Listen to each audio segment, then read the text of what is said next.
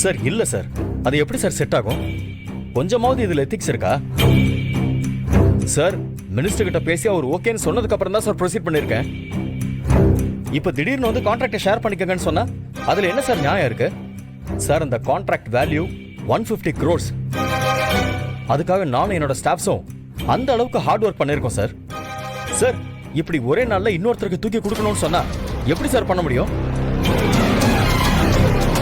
Sir sir இதெல்லாம் ரொம்ப தப்பு சார். சார் நான் எப்படி சார் உங்களுக்கு சொல்லி புரிய வைக்கிறது? சார் சார் சார் ஒரு நிமிஷம் சார். Hello sir. அண்ணா என்னாச்சு? லாஸ்ட் வீக் ஒரு கான்ட்ராக்ட் ஓகே ஆச்சுலமா, இப்போ அதுக்கு இன்னொரு பார்ட்னர் வராராம். அவரையும் சேர்த்துக்கிட்டு தான் நாம பண்ணணுமா? யார் சொன்னா? வேற யார் சொல்லுவா?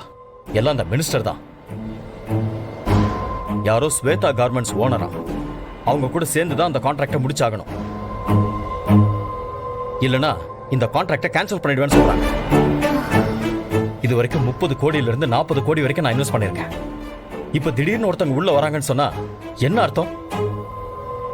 அந்த ஆளு மினிஸ்டருக்கு ரொம்ப வேண்டப்பட்டவங்களாம், அதனால அவங்களுக்கு ஷேர் கொடுத்தே ஆகணுமா? அண்ணா அந்த கார்மெண்ட்ஸோட பேர் என்ன சொன்னீங்க? ஸ்வேதா கார்மெண்ட்ஸ். என்ன பண்றதுன்னு எனக்கு ஒன்றும் புரியல மித்ரா. உன் கல்யாணம் வேற இருக்கிறதுனால நான் எப்படியும் மீட்டிங்க்கு வரமாட்டேன்னு தெரிஞ்சுதான் இந்த வேலையை பார்த்திருக்காங்க. சரிண்ணா, இப்ப எதுக்கு நீ இவ்ளோ டென்ஷன் ஆகுற? பார்ட்னர்ஷிப்ல தானே பண்ணி கொடுக்க சொல்றாங்க, பண்ணி கொடுத்துலாம். ஏய் என்ன மித்ரா புரியாம பேசிட்டு இருக்க? இன்வெஸ்ட்மெண்ட் நம்மளோடது, உழைப்பு நம்மளோடது. ஆனா லாபத்தை மட்டும் இன்னொருத்தர் கூட பங்கு போட்டுக்கணுமா? அண்ணா நம்ம மினிஸ்டர் பகச்சுக்கிட்டா நம்ம பிசினஸ் பண்ண முடியாது. அதனால அந்த பார்ட்னரை இங்க வர சொல்லுங்க, அவர்கிட்ட நான் பேசிக்கிறேன்.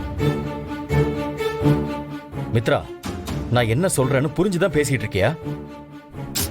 அண்ணா எல்லாம் புரிஞ்சுதான் சொல்றேன். நீ அந்த பார்ட்னருக்கு மட்டும் போன் பண்ணி என் தங்கச்சியோட ரிசப்ஷன் நடக்குது, வந்து என் தங்கச்சியும் மாப்பிளையும் வாழ்த்திட்டு போங்கன்னு இன்வைட் பண்ணு. மத்ததெல்லாம் நான் பாத்துக்கிறேன். என்ன பாத்துக்கிட்டே இருக்க? ஒரு எதிரி அழிக்கிறதுக்கு நிறைய வழி இருக்கு. எதிரில நின்னு சண்டை போட்டும் அழிக்கலாம், பக்கத்துல வச்சு தோல் மேல கை போட்டும் அடிக்கலாம்.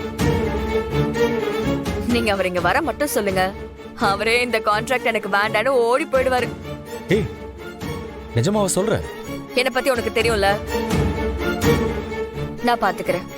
நீங்க அவரை வர சொல்லிட்டு போய் ரிலாக்ஸா கல்யாண வேலையை பாருங்க, போங்க, நான் பாத்துக்கிறேன்.